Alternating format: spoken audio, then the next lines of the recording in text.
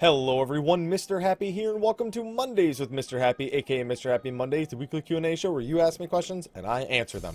Now, this week is 6 days since patch 3.1 launched, and I'm sure a lot of you are curious about my thoughts. I'm expecting there are going to be quite a few 3.1 questions, but if you're someone who's looking for some of my guides, I haven't finished them all yet. I haven't finished a diadem sort of recommendations thing. Still working on a bit of information on that. I did finish Thornton Extreme. I did finish St. Mosion's Arboretum, or Arboretum, or whatever the heck it is. But all the videos, here's a few videos. I'm going to start testing this out, and I want you guys' feedback on this. Right here on the screen somewhere, I'm sure my hand is like not correct. It looks like I'm just gently caressing a mime's box or something like that. I'm going to put some videos right there, and you guys can check that out. Those are just some quick videos. There's Thornton Extreme, there's St. Mosion's, and I'll figure out a third one, but I want 3 videos right there on the right-hand side. Damn, these videos look good. Don't you think those videos look good? I think those videos look good. But anyway, I don't want to take up too much of your time, and besides, it's also really late for me right now, getting to a late Sunday night recording for this, going into Monday morning. So, let's get right into the questions, shall we? Alright, first question. Hey, Mr. Happy, long-time viewer, first time asking a question. I recognize the name, man, don't you worry. Currently on A4 Savage, seems like we're having quite a lot of trouble destroying the third leg before the second set of ad spawn. We're always 2 to 5% off on good attempts, and we've only managed to destroy it once. Here are some details. Composition is Paladin, Warrior, White Mage, Scholar, Monk, Dragoon, Bard, Black Mage. I, Dragoon, and the Bard are responsible for feeding the ads, while the Black Mage solely deals damage to the leg. I like the way you think. Paladin is the main tank, and Warrior tanks a Straff. We allow Straff to use Whirlwind, and we save cooldowns for the leg instead of using them on the ads. 210 Bis with everything except the weapon. I think the 205 Thornton weapons will give us a bit of a boost we're looking for, but do you have some tips on how to tackle the third leg more efficiently? Depends on what kind of third leg we're talking about here, huh? No, he's got 4 legs. That joke doesn't work. Okay. The big thing is you don't have to use pots on the first leg. I know that you say you're using cooldowns on the third leg, but one thing is when your damage is good enough, you don't need to pop pots on the first leg. There's no real urgent matter for that. And if you pop a pot on the third leg to help kill it, you'll still have 2 pots for the final phase, which is really where you need it the most. So that's where I recommend doing that sort of change. Other than that, I can't really think of too much other than playing a little bit riskier. Not having the ninja, obviously, is another factor. I'm not saying you can't do it, Monk Dragoon. I'm just saying that that's definitely a potential factor. Hopefully you have foes for that, you know, part of the fight as well. And I mean, hopefully the White Mage or the Scholar's throwing out at least a little bit of damage. So it doesn't need to be too much, but definitely there's a good amount of downtime where there's maybe 10 to 12 seconds without any major damage, few autos, and then a cleave at the end of it. So just make sure people are putting as much into it as they can, and if you guys are using pots on the first leg, save your pots for the third. Also, make sure you're LBing the third leg. I'm assuming you are, but LBing the third leg is the common thing to do here, whether it's an LB1 or an LB2. So I'm assuming you're doing that, but you don't make any explicit mention of it here, so that's another thing that I can tell you to try and do. Good luck, and try and get those Thornton weapons. A lot of them do come with 1 extra weapon damage. Even the Bard one, which is the equivalent weapon damage of their 210 weapon. So definitely get those. That'll definitely be the little bit of edge that you may need. Alright, next question. Thanks, Haps, for answering my question last week. Have another one. I'm getting haunted by Final Fantasy XIV 1.0 questions, so was Eorzea fully available to travel in 1.0? Like Alamiga Doma? No. The world itself was, the zones were bigger, I should say. The world was no different in size. Our world now is now bigger with the addition of Heavensward. All it was Danilin, Lenosha. I should have gone this way. Actually, no, because for you guys, it is this way on the map. Danilin, Lenosha, Gridania, or the Black Shroud, as it was called. Or, well, still is called, but it's a nightmare, that place. Mordona and Korthus. And Korthus was its own zone. Mordona was its own zone. All of Phandelin was one zone. North, east, south, west, and central were all part of the same one. But no, you couldn't go to Alamigo. You couldn't go to Doma. Those are all locked away from the story. Doma's across an ocean. Alamigo's been taken over by the Garleans for quite some time now. All that stuff was not available. And, of course, Ishgard wasn't available as well. Next question is a short one. Hey, Monday is happy. One question today for you. Do you think we'll get Dynamis or Einherjar or any other cool content from 11 into 14? I love Dynamis. Then you should love Diadem, because Diadem is pretty much Dynamis. Obviously, there's some major differences, but don't expect anything along those lines. Einherjar and Limbus are really the 2 ones you're most likely to see. But even then, I wouldn't expect too much out of those. I mean, Final Fantasy XI had some decent ideas, but those things really don't fit in this kind of game. One room that you have 30 minutes to clear out. It would basically have to be a Diadem Island you only have 30 minutes to clear out for it to even be remotely a challenge, because all that was a challenge about that was how many mobs there were, and that would probably not be a major challenge here in Final Fantasy XIV. But if you like Dynamis, dude, go do the Diadem. It's pretty much sort of a weirder version of... It's more like Diablo, but, I mean... Still, Dynamis was just kill fucking enemies and hope that loot drops, so Diadem is pretty much the same thing. Alright, next question. Hello, Mr. Happy. Want some pre-event Christmas items? No. Because unless they go right into the armory chest. I think they do now. I think new event items now can immediately go into the armory chest. Moving on to my question, I'm a new player from Europe and currently struggling with the servers. All 8 European worlds I can choose from are massively overpopulated. Not joining Shiva or Moogle because they're made up of German and French players. I'm guessing that's a language thing, not a racism thing. I hope not. Cerberus, Odin, and Ragnarok are endgame-driven worlds, and the elitism is brutal. I dislike it, but I don't want such an old community. What's left? Zodiark and Lich. Well, those 2 worlds are indeed where the most new players are, specifically Zodiark being the newest world, you can call 2 years old new. Considering JP has 32 worlds, NA has 24, and EU has 8, does JP really have 32 worlds? I thought NA had more worlds than Japan. Man, shows you how much I know. I thought that, I really didn't think, I thought Japan was 1 data center and North America was 3. I guess, well actually no, I thought JP was 2, NA was 2, and Europe was 1. I guess those data centers could technically have more servers, that's possible. Okay, wow, that, I didn't know that. But regardless, I see where you're going. EU only has 8. Do you think that they'll get a new data center with a fresh new world? No. And it's not so much that I don't think they want to give European players more worlds. I think that the 8 worlds that are there are representative of... Actually, no, you know what? That's not entirely true. There's a lot of people in Europe. But you know what it is? I guess I look at the NA servers, and I see there's 24 of them, right? But only 4 or 5 of them have a good population. So... You know what? Here's what I would like to see them do. I'd like to see them merge some of the NA servers that don't have a lot of population. Now, I know that that's hard to do because of the housing situation, free company names, character names, all that stuff. I know that's not an easy thing. Also, it's a bad look for the game. If a game has to merge servers, then a lot of people go, oh, it must be a dead game. That being said, mostly the servers that were made specifically for the PS4 era or were made in a panic when the PC version came out, they've never really taken off because... You know, they're just low population worlds. They're just worlds people go on because the other worlds aren't free at the time. I'd like to see some of those worlds merged and put on you know, one of the existing NA data centers and take that spare resource, put it towards Europe, because I think I didn't know Zodiark and Lich were overpopulated. Hell, I didn't know I didn't know any of these were overpopulated. Just thought they were well populated. So, I mean, that's the best thing I can say. But other than that, I wouldn't worry so much about, you know, how much elitism is there, or how it's all about the people you choose to associate with, you know. That's what matters more than anything. So I just recommend that you just go with one of the worlds. Go with Zodiac or Lich. It seems like those are your 2 best options based on your observations and preferences. Next question. Looking forward to enjoying all the 3.1 content. I hope you do too. Hey, hopefully you're enjoying it at this point. So question for you, Mr. Happy. Good, because if you were asking that other guy, I don't like him. I hear this a bit from ILSFC and official forums. Players are saying the gears in the game become obsolete too soon. This is a common one. I, for one, enjoy and am looking forward to always getting new gear, new stats, and new look. Do you want the Square Enix to implement gears super 1% drop rates from H? No. Nope. Nope. Nope. I don't want this shit. I'm tired of that. Listen, I did H&Ms for fucking 7 years. I'm done with them. Alright? I do not want anything like Defending Ring in this game. It's cool for like a little bit, until then the forums blow up saying that, oh no, just, you know, the gear, you know, oh my god, it's so rare, I can't get it. So no matter what, I'm just saying you're never going to please everyone. The vertical gear treadmill, I do agree, is not, it's something that has pros and cons. It means you very often, you know, have your characters getting more powerful, which is something a lot of people like. Final Fantasy XI didn't really have that. Final Fantasy XI was, oh, I got this new piece, I can just barely fucking notice it, you know. Oh, my damage went up by 12 points, you know. My Fire 4s, I'm no, sorry, no one cast Fire 4. My Thunder 4 went up by 14 points. Oh man, that's so exciting.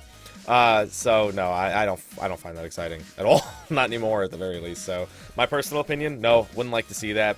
And Geared Treadmill, sorry, but outside of some sandbox games and games that very rarely increase the level cap, such as Guild Wars 2, which hasn't even after an expansion, it's the Geared Treadmill is going to continue. I don't see any other way around it without adding very, very drastic changes to the entire structure of the game, which would basically be like a Realm Reborning it again. Next question. Hey, Hap, thanks for the advice about leader roles. I think on my FC is understanding about everything because when I logged on later the next day, one of our FC members had completed most of the airship mats. Good to hear that. So 2 quick questions for 4 grade 5 perception melds. Yo, you're the man. I'm ready for 3.2 with that. Sorry for the phone. Joined a Bismarck Extreme Practice Party Finder and then that went south because people kept saying not to tank swap even though we had the elemental oh my god. Really? The entire mechanic is a tank swap. How are you? Maybe there's some like super cheese strat now. Sorry, just to turn off my phone. Maybe there's some super cheese strat now where you don't need to tank swap, but you just sit there and don't attack.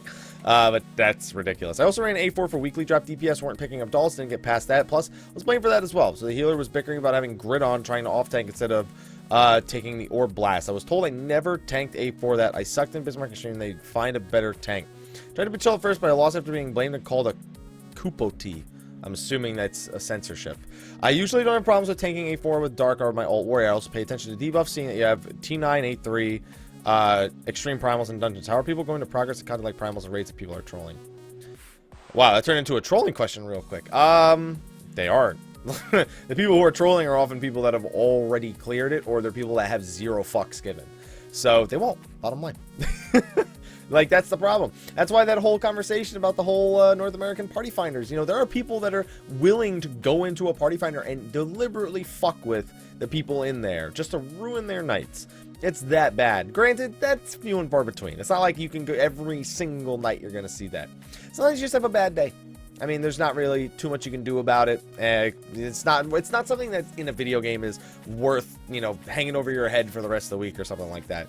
You accept that the people you were with probably were doing, especially, I would never let somebody say not to, if somebody told me not to tank swap in Bismarck Extreme and then called me a bad tank, I would like be like, do you even know what the mechanic is? Like, you understand I provoke, I throw a thing at it so I can get enmity, and then I walk up to it and I start attacking, and you do the same to mine, and that way we don't fucking die. Like, I wouldn't pay any mind to anyone who's saying that. You know, like you said, trolls. I mean, there's not really much you could do.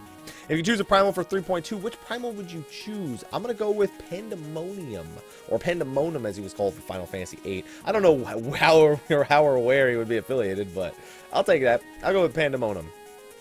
So we had a really long question here. TLDR, the person writing just wants new players to be given a fair chance and are upset when people who are jerks at Duty Finder or Party Finder demand perfection and don't allow the community to learn. This again goes back to the whole North American Party Finder thing. Our Party Finder isn't structured well to enable the teaching of players. And how do you think we can go about making this happen? I honestly still think this all goes back to the North American thing.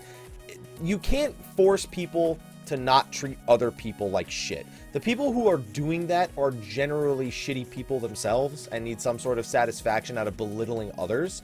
So there's not really too much you can do to forcefully change them. You're not gonna type to them something and, you know, change their minds overnight. And you're not gonna do it to every single person.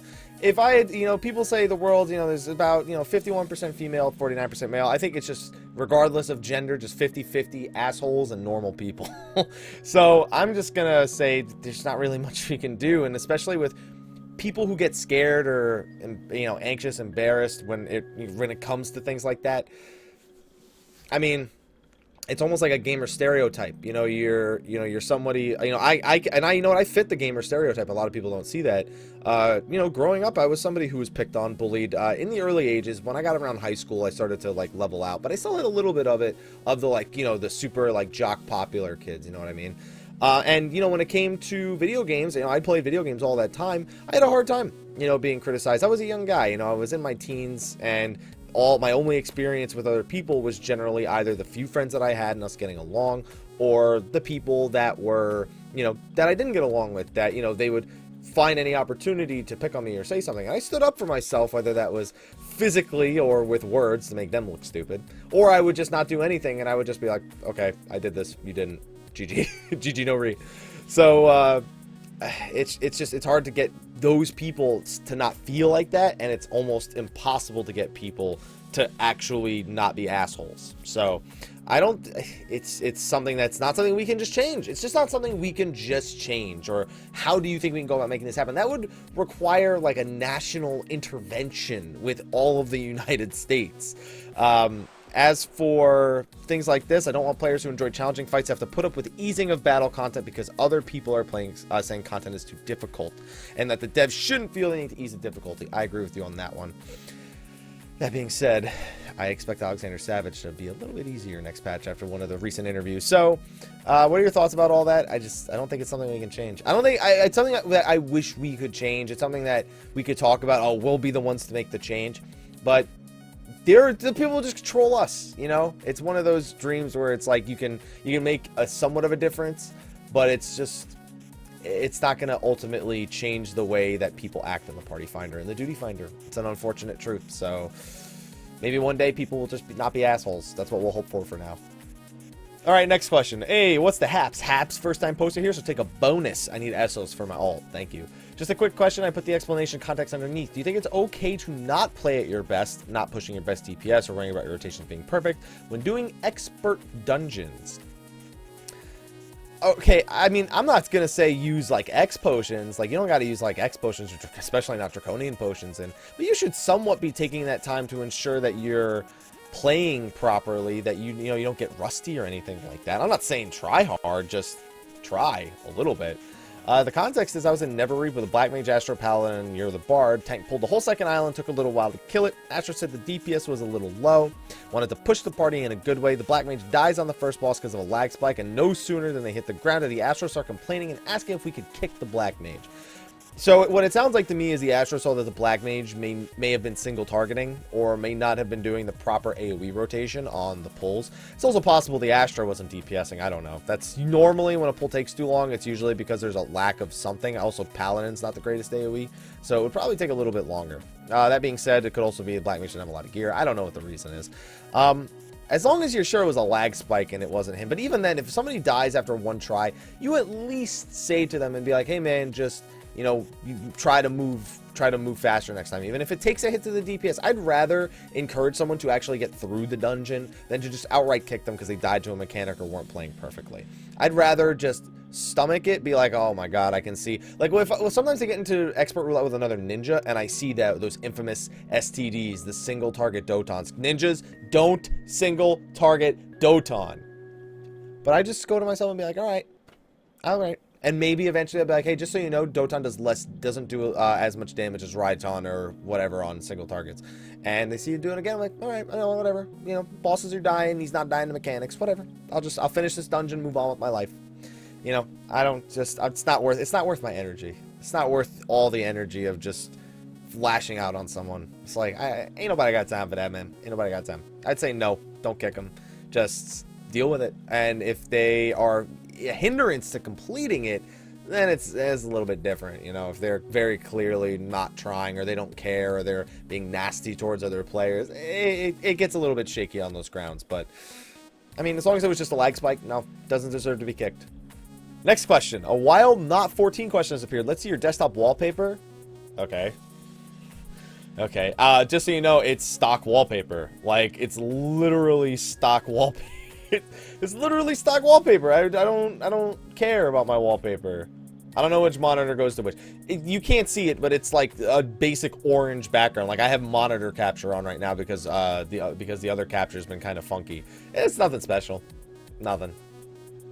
Alright, next one. Sup, Happy? Couple of quick ones. Do you think Square Enix has become too reliant recently on overly strict time and ranges as a way to gate progression? An example would be A3 Savage, where I really don't think it's necessary at all considering the mechanics of the fight. I think the ability to recover from mistakes is a valid raid skill and something that is not tested at all in the last 2 Savage encounters. Oh yeah, it is. Instead of opting for a one mistake and you're done attitude.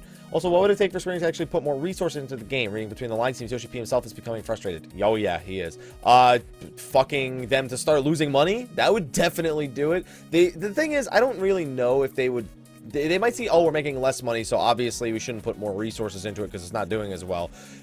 Or they could just not be idiots. Like, Yoshi P very clearly needs more staff. He wants more staff. They need to give him more staff. As for too reliant on overly strict time and ranges, here's how I feel about time and ranges. The problem is, and I don't like that this is the problem, the other roles can put out a lot of damage. So, if you don't make overly strict timed enrages, then your DPS, then what's it called? Then it's too easy for a DPS to not play their job properly. Because here's the thing, a healer is supposed to heal, a tank's supposed to tank, a DPS is supposed to DPS. This is the ancient argument with Final Fantasy XIV. Problem is, that's not how this game works. This game, you are given the tools to reach outside your role, but the DPS are not really given any tools to reach outside the role. So they need to make sure that their role is tested thoroughly in an endgame encounter. Now, there are ways I think that they can make it so it doesn't have to have an overly strict timed enrage, or if it's an overly strict timed enrage, it's put solely on the DPS, and that's simply to make it so that, you know, to do a fight, I guess, where, you know, healers permanently have a determination down debuff, like right from the start of the fight, you know, and then, you know, maybe your tanks occasionally get it on one or the other, because then it's putting the sole responsibility of the damage on your DPS. But, I mean, you gotta be able to make sure that the DPS are playing the job correctly. And honestly, a lot of Coil didn't require your DPS to play properly. It just required everyone to do everything else properly. And if you're not being tested on your role, you think you're doing it correctly. You know, I was somebody who, when I first started playing Ninja, did terrible. Did like 350 DPS on our first turn 13 kill because I was like, A, I didn't know the job, and B, I was playing too safe. I was very clearly not playing within the range of what was expected of DPS. So I had to step it up after that. Before that point, I played Bard, which was just, you know, fucking just jump around, jump up, and get down. You know, back in 2.0, that's what Bard was. That's all it was. But then when Ninja came around, like, I really had to, like, see what it was like to be a melee and, like, actually do it in this game. So, I don't know. I don't feel that they should undervalue, you know, recovering from mechanics. That being said, you need to make sure the role of the DPS is adequately tested. And I understand the issue with that is that in part of adequately testing the DPS, you're also adequately testing your tank and your healers on how well they can DPS. So, it's a pretty evil thing. We got to see more personal DPS checks, I feel. Something that only one of your DPS can do at a time, and that's how you judge. Okay, well, they know how to play their job or something. I don't know. We need something along those lines, though. Next question. Hey, Mr. Happy, kind of an odd question. I've been a summoner main since 2.0, launched into 3.0, and although I did take a long break, I recently finished leveling my Black Mage to 60 and already have Bard at 34 for quelling. Feel comfortable as a summoner and trying to figure out the specifics of Black Mage. All that being said, my eventual plan is to dual main the jobs and bounce back and forth between content and future patches, especially with casters likely sharing best in slack here. Yeah, they don't really, I don't know that they necessarily share it. There's a lot of different stat weights. Black Mage looks for more spell speed, Summoner looks for more crit. So I don't really know about that. I'm not wasting my time learning the specifics on a second relic weapon. Oh god. And is this a viable way of tackling? Yeah, like look at A1 and A2. Those are great fights for Summoner. Now A3 and A4, while they do work for Summoner, Black Mage does phenomenally on those fights. Black Mage does well on 1 and 2 as well. You know, all of them, the difference is so slight that it's okay to learn them. I think it's the right approach to learn both DPS in case a fight favors one over the other. Hopefully you just understand that it's not like it's undoable with one or the other. You know, you can do it on both of them. I just like your approach of tackling both of these jobs. Something I'm doing right now, going into the you know, learning monk, so I have 2 melees available, for example. So I appreciate that. It's a good thing. All right, another pretty long post here that's talking about a warrior in this person's static, and it's one that's a little bit too deliverance heavy. Talking about how they're in deliverance for tank busters like hyper compressed plasma, or they never turn on defiance in A2 Savage, or anything along those lines, and then goes around and blames the healer. Now, I'm all for tanks, you know, trying to maximize DPS, but tanks, you do need to realize if you're going to try to maximize your DPS, you need to make sure... Okay, so I remember, I think a member of Elysium said this to me, and I'd known it, but like I never put it to words. DPS is a group effort. If you as a tank are dying because you're trying to squeeze out more personal DPS, and then you're wiping because of it, you're not doing your group any good. You need to have controlled deliverances. You need to know where your damage breakpoints are. You need to know how much damage will I take with exactly with these cooldowns. Oh, can I run without my oath then? Great. Or can I run without Defiance then? Great. Do I need that extra health? Do I need that extra healing? Do I need the bigger shields? These are all things that are important. It's not all about trying to top FF logs. Eventually, it becomes all about trying to top FF logs. Even then, it's like, it doesn't sound like it's the kind of group that needs to be worrying about their warrior being in Deliverance for all of A1 Savage. Not some of it, all of A1 Savage. Sounds like a group that needs a warrior to survive hypercompressed plasma. So, should tanks be more... Oh, and he never put up Storm's Path. By the way, no matter what you're doing, that's not good. Like, Path is a great fucking ability. That's half the reason why Warrior is so overpowered. Not just their DPS, but the fact that they have Path. That's like their greatest ability. So, should they be so focused on maximizing their own DPS excuses them from fully performing their own role? No. It's all about control. It's all about understanding a fight. Not being like, well, I saw this other group do it. That was like beating A4 Savage rolling 210 weapons, but... you know, I should be, you know, I'm going to do it. You know, I'm going to do it. That's how it's going to go. I'm just going to do it. You know, that's it. That's all I'm going to do. Like, I see them do it. I'm going to do it. No, that's not how it works. Do your friggin' responsibility and get DPS at the same time.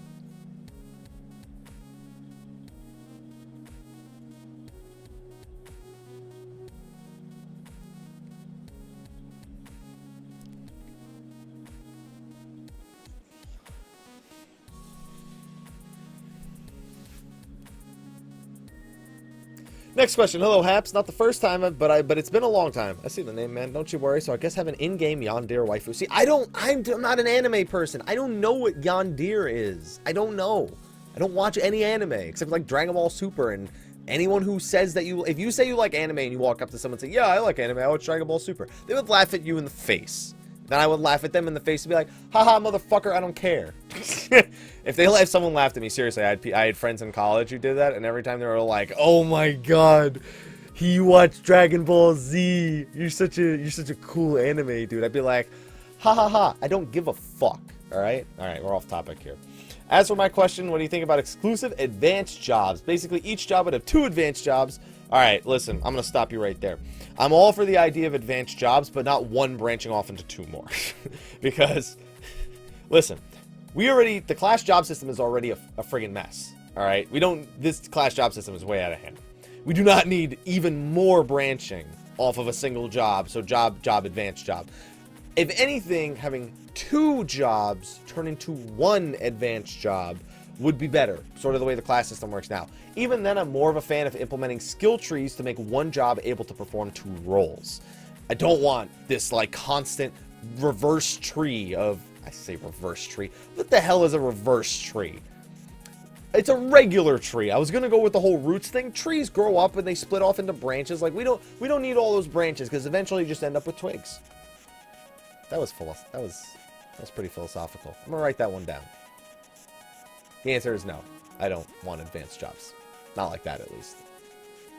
So we have a TLDR here, where it's basically trying to cover one thing that some ninjas have issue with, and that's during your opener, it's very common for people with higher latency to miss a duality to Aeolian Edge because of, well, you know, trying to get 5 GCDs in a 10-second time frame.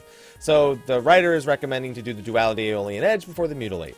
Now, they put in some math, you know, saying how you need the 2.02 GCD or the 2.04 GCD in order to safely do this.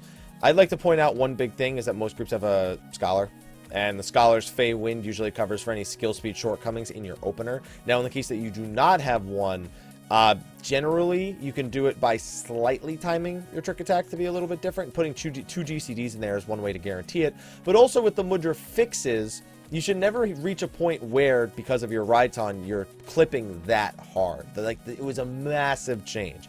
You should not be clipping so hard now to the point where you cannot hit your duality. I hit my duality Aeolian Edge with almost a second and a half left on it now because of how great the Raiton Mudras are following.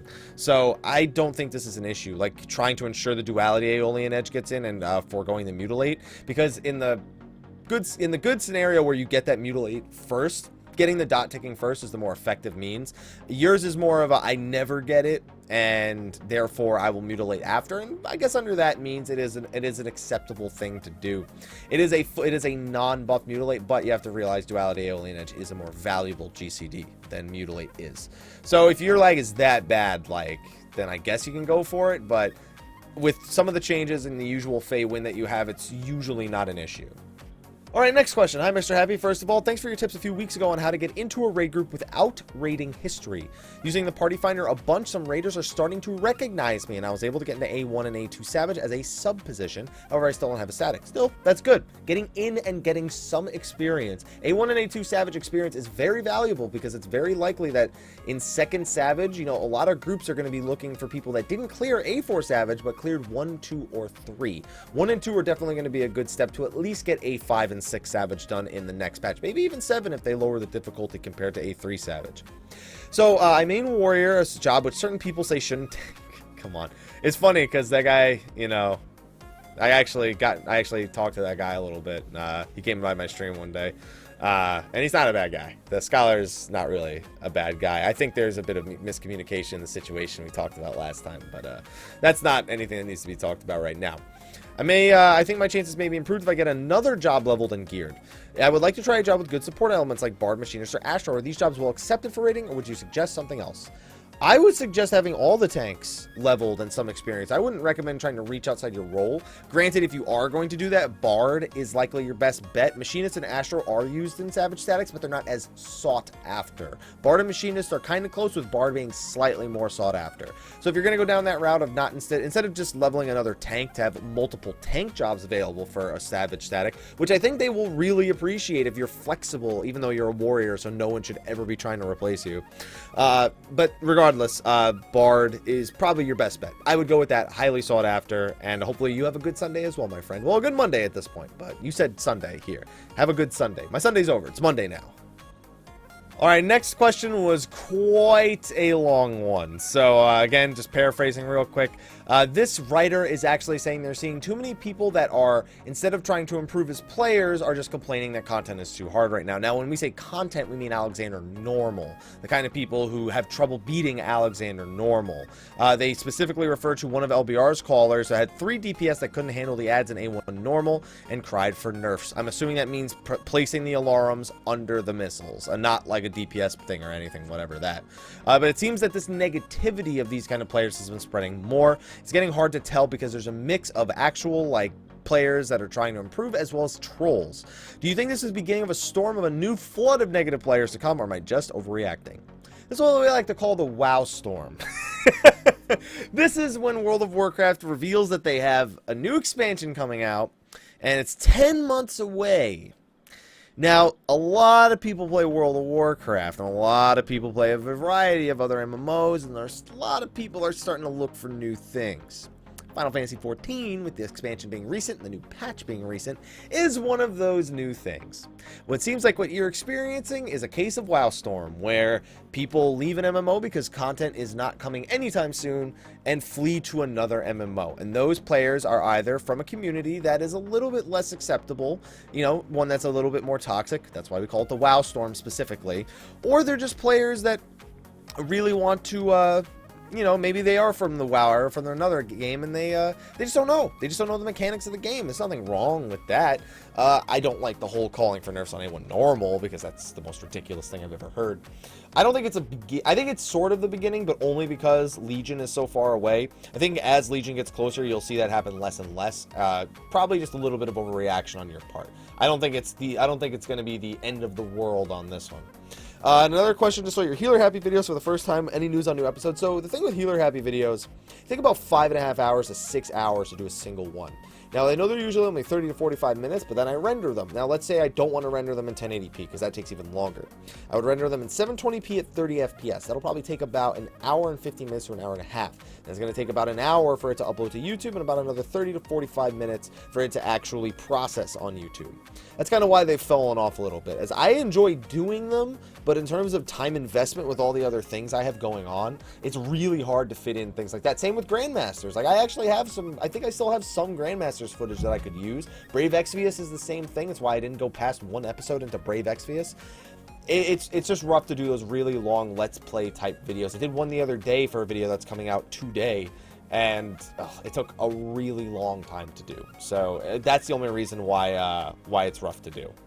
All right, next question. Hello, Haps. First time asking. 2 quick questions. One, will they ever make sustain a regen that can be placed on party members? No, it's only for the sake of healing your pet without using MP. It uses your own HP as a resource. It's not going to ever be used for that sense that you just said.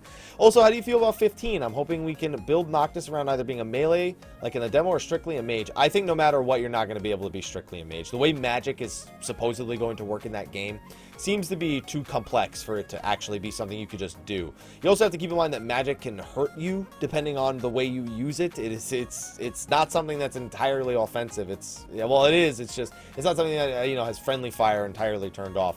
No, expect you to have to be in the fight, learning how to parry, learning how to attack, mainly because your AI, they work. They're basically Donald and Goofy of Final Fantasy 15. So no, I don't expect you to be able to build fully like a mage. Although I do expect you to be able to do things to power up your magic and make it more of your niche while still mastering the other mechanics of the game. Alright, so we got 2 questions right here. The first one, and I'm going to be using the bolded because we're getting towards the end of the video here. My question is, do you think players should do hardcore raids through Free Company or with best in-server players? Hardcore raids? I guess that depends. Are you a hardcore raider? Like, if you are a hardcore raider and your Free Company is not, maybe kind of rough for you. Because it's not very often that the players that are quote-unquote best in the server are just pugging in the party finder or anything like that. So I'd say with a Free Company. Like, the thing is, if your Free Company, if you have that interest and your Free Company doesn't, then all of a sudden it's a lot of soured relationships and whatnot, and that's not good for anyone. So I'd say it's just a matter of whatever opportunity opens up. You raid with who you raid with. If it's not your Free Company and you find a group in the Party Finder who wants to raid with you, but you don't need to be in their Free Company, you just need to be in a link shell, sure. Link shells are a great way of communicating statics that are outside of Free Companies. So I'd say it's just a matter of whatever opportunities open up to you, and it could be either or. As for the second question, they want to know if Paladin should have Rogue as a cross class instead of Gladiator. Rogue that doesn't seem to make much sense to me. I understand that Thancred first showed as a Gladiator and then showed he was a Rogue, but a Rogue pretty much has what? Goad, Shade Shift, which I would admit is a pretty strong cooldown. But thematically, it doesn't make sense. Granted, I do agree with you that Conjurer Stone Skin is pretty much the only useful one. And even then, it's kind of lost some of its use. It still has some actual use, but I do agree with you that they don't have too many useful cross-class abilities. That's a really... And also, Warrior does not get Lancer. They do not get Lancer. That would mean they have Invigorate. That would mean they have Blood for Blood. Warrior does not get Lancer as a cross-class. Warrior gets Gladiator and Pugilist. Pugilist is the one with Internal Release and Second Wind, which synergizes well. If I had to pick one, I would pick Pugilist for the same reason. I feel that Internal Release, decent, not a great DPS cooldown, but it would be something. On top of Second Wind being a self-heal. I don't really think it fits the theme. I think Conjurer fits it better. But even still, I see where you're coming from. And I could see them changing it at some point in the future, just not anytime in the near future. Also, the main reason Warrior's not taken seriously in raids is because their shield is fucking useless on like 3 of the 4 bosses. I'm sorry, on 2 of the 4 bosses, because the shield is really useful in A2 Savage. And also, there's more magic damage that needs mitigating than physical damage, which is where Paladin specializes. So we need more fights that have more mitigatable physical damage, and that's where Paladins will really shine.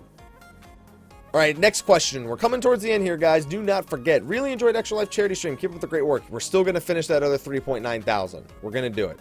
I was wondering if you think Diadem gear will affect world progression in patch 3.2. I actually made a post on Reddit about this. Not an actual, full-blown post. I posted under a mega thread on Reddit, which is something I almost never do. And it was actually met with a somewhat positive response.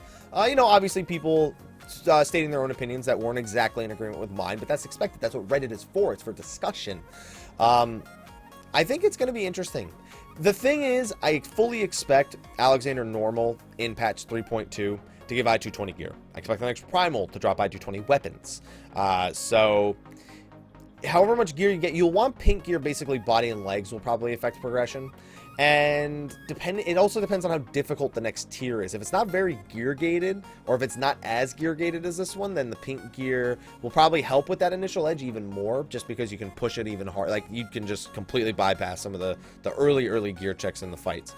But it's definitely going to have some sort of impact. Maybe not in the gear itself, but in the amount of materia you can acquire to slot onto your raid gear. Definitely farming the Diadem, at least for that, is going to be worth it for world progression in 3.2. Alright, we got a couple of questions left here after this one, so let's finish up strong, shall we? Hi, Mrhappy, long-time viewer, first time asking a question, so SO bonus for you. When 3.1 hit, I forced my friend to finish his relic to Zeta. Oof. I got one Zeta as well, I'm on my new tune now. Old one had a Zeta before 3.0 hit. We managed to finish it by Friday, so my question is, do we still qualify for the bonus on the new relics? It doesn't matter when you finish it. It's, do you have a Zeta before you started your animal weapon? Then you get a bonus. It doesn't matter when you finish it or when you finished it. Or you can finish it in 3.5 if you wanted and then start the animal weapon. It wouldn't matter. If you have a Zeta, you have a Zeta. That's all that matters. That is all that really matters. So, yeah, that's the answer to the question. Alright guys, and the final question here, I'm going to paraphrase quite a bit. Well, they gave me a shortened version. I promised playing MMOs without a guild of a sort. My old FC grew into one of the largest and literally the most active on the server. But I can't play with them since I'm basically locked out of my group of friends in that FC. The one I just recently joined exploded due to drama, so I tried to rejoin the old FC, but I'm basically banned from that free company. I don't want to leave my server, but I just feel like there's nothing left for me. Should I leave it and a few friends outside the FC that I have, or try and find another group of people to play with? I don't think there's a single FC on Marlboro that can run a full 24-man diadem hard. That's pretty rough. First of all, I think it's I guess, okay, let me not speak out of turn here. I don't know. It sounds like you just left the old free company in order to join a new one that had a raid group that fit your needs, which is perfectly acceptable. I don't know how you left your free company. You know, it might have been a good intention, but the delivery or the means through which it was communicated may not have been positive. But if you sincerely left the old free company and went up to the leader and said, hey, if you approached the leader and you said, hey, listen, you know, I love the free company. You know, I have a great time here. I found another one, though, that has a raid group that really fits my needs. So, you know, I'm going to leave. I'm going to join them. You know, no hard feelings. You know, if you just left and said, well, you know, you didn't say anything at all, you just left and then asked for an invite back, that would, I could see maybe why they're kind of hesitant, because they don't know if you're going to do that again. So it may be that's why, but even still, you know, you were chasing something that you thought was the right decision before, and if they're so ridiculous that they can't seriously just be like, you know, we understand, you know, you needed a raid group, you know, you didn't have one here, but, you know, it didn't work out and you want to come back because you like our free company. If anything, it should be a sign that you like them that much, that you think that they do that good of a job, because, you know, you want to go back to it, especially because it's one of the biggest. It's one that you can actually complete content with. So I feel like maybe there's some information missing here that maybe I'm unaware of. But if anything, I'm the kind of person who would server hop. You know, I would just be like, okay, there is nothing left for me here, or, you know, my goals cannot be met here anymore. You don't want to hang around too long and stress yourself out, be like, oh my god, there's nothing, I can't find anything. Especially on Marlboro, I don't think that's that big of a server, so I would probably server hop, tell your friends you're server hopping, maybe make a character there and come back and hang out with them on occasion, but that sometimes doesn't work out. Exchange like Skype information, or, you know, hang out on Mumble with them occasionally. I don't know what it is that you're gonna have to do, but I would, for the sheer sake of trying to find what I was looking for in the game, I would probably, in this exact case where I'm not allowed back into the biggest free company in the server, that's the only one that can complete anything on the server, I would probably leave for another server, because at that point, it really does feel like there's nothing left for you there, you know what I'm saying, man? But anyway, guys, my eyes, I'm like starting to blink a lot because I'm like tired of looking at the monitors and it's getting really late.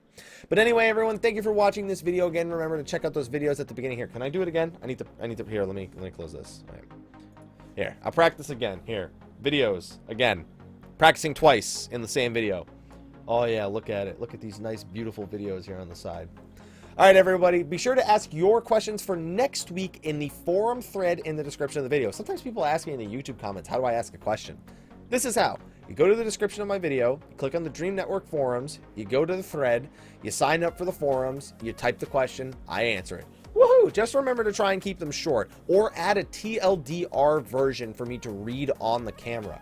All of that helps because it lets me get to more and more questions, especially if it's like some of these questions where it's at least going to take a while to talk about. I don't need to talk as long about the question as I want to about the answer. So anyway, again, thank you for watching. Be sure to check out that Thornton Extreme Guide in particular, especially if you haven't taken it on yet, and I'll see you all in the next video. Until then, take care.